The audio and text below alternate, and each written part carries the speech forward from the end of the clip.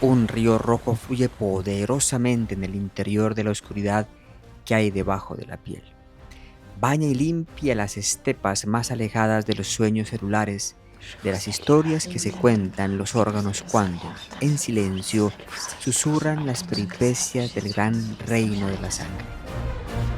La sangre tiene una historia diferente a las otras monarquías del cuerpo humano. Ella no está ubicada inamovible en un territorio estático.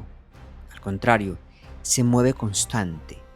De esta manera, es capaz de atravesar y penetrar hasta los rincones más privados y alejados de toda la extensión de la geografía corporal. Es en esta característica donde se halla precisamente la esencia de su poder, su gran responsabilidad. La sangre es la gran comerciante. Se mueve ágilmente entre los caminos trazados de las arterias, capilares y venas para entregar, transportar y recoger los elementos que componen su mercancía. Ella mueve y distribuye con agilidad el oxígeno desde las fronteras aéreas de los pulmones hasta los tejidos, así como facilita el retorno también del CO2 de los órganos a los pulmones.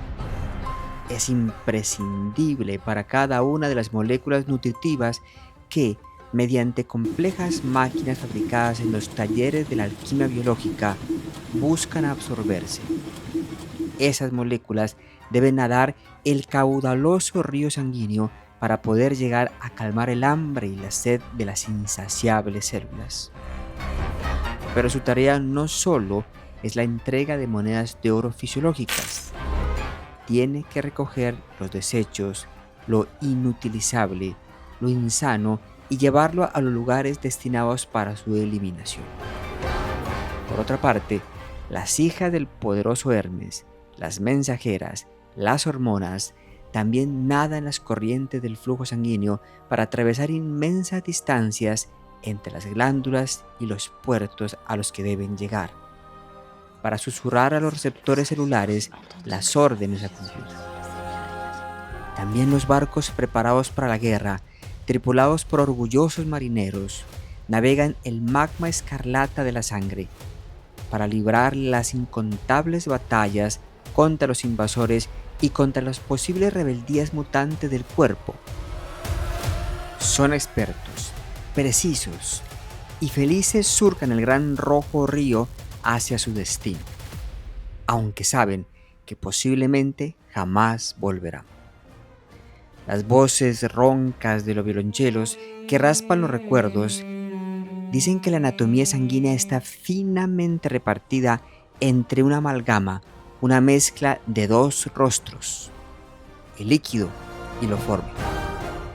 Para saber exactamente qué elementos la componen, antes es indispensable extraer una muestra del fluido escarlata y someterla después a las manos universales de la física, a la fuerza centrífuga para acelerar la separación de sus partes, de sus rostros, o dejar que la gravedad realice la tarea lentamente, permitiendo que lo pesado, lo que tenga masa, se incline obsesivamente hacia el fondo.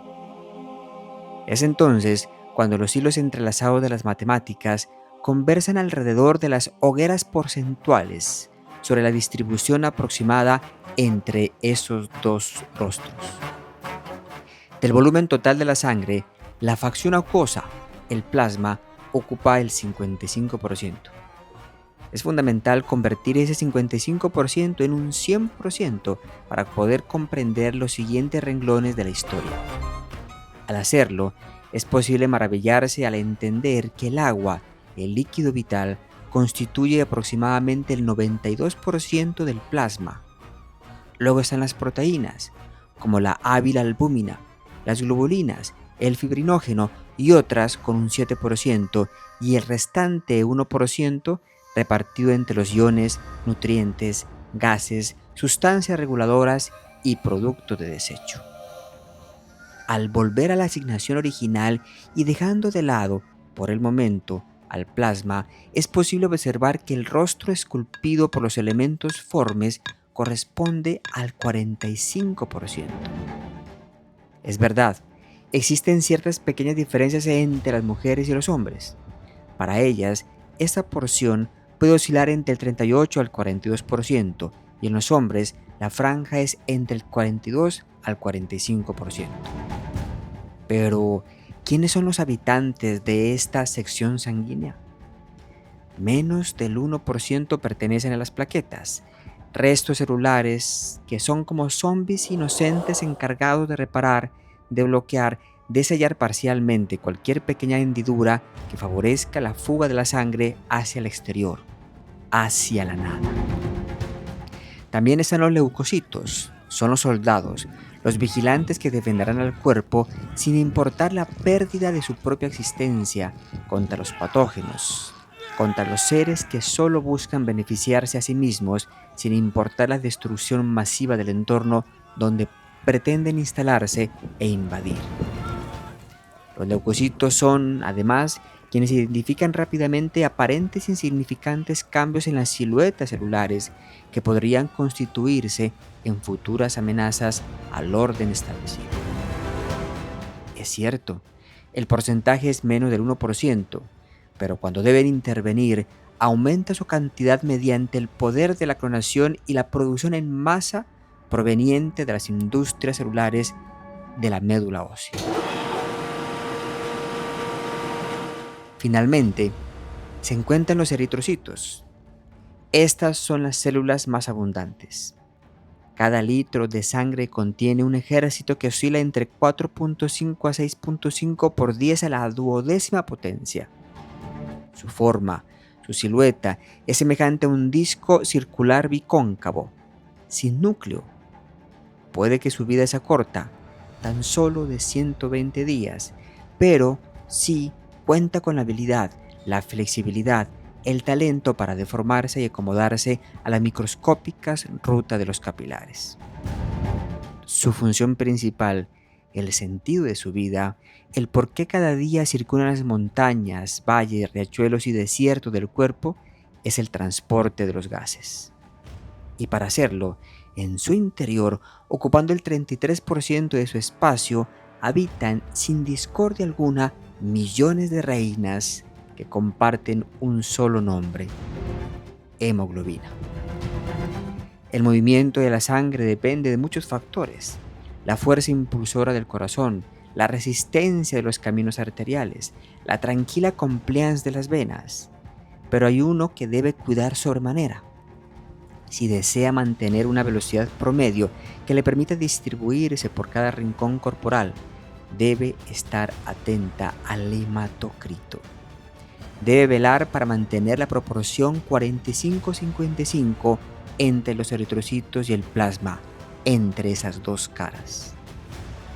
En ocasiones, en ciertos periodos turbulentos, la cantidad de eritrocitos de sus tan amados transportadores se ha aliado con la policitemia, aumentando desorbitantemente el hematocrito, lo que ha convertido su fluidez en un espeso, viscoso líquido casi inamovible. La pálida anemia no se queda rezagada. Como envidiosa transparente del efecto de la policitemia, intenta hacer lo contrario: disminuir la producción de eritrocitos, de hemoglobina. La pérdida entonces del hematocrito conseguirá su anhelada meta: reducir el transporte de gases, dando forma al sufrimiento celular derivado de la espada cortante de la hipoxemia.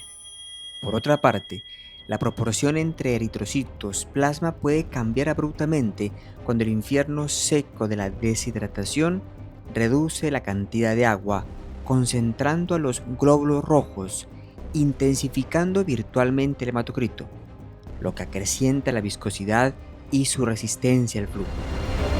La sangre se transforma en un pantano espeso y resistente, reduciendo la entrega de oxígeno y obligando a que el corazón aumente su fuerza de contracción para eyectar el espeso y escaso magma que le llega.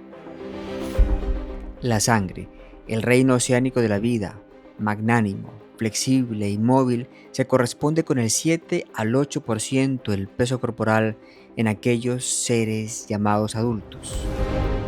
toda la extensión de su volumen se ha dividido sabiamente, gracias al discernimiento que le ha dado la experiencia del tanto caminar en diferentes sectores.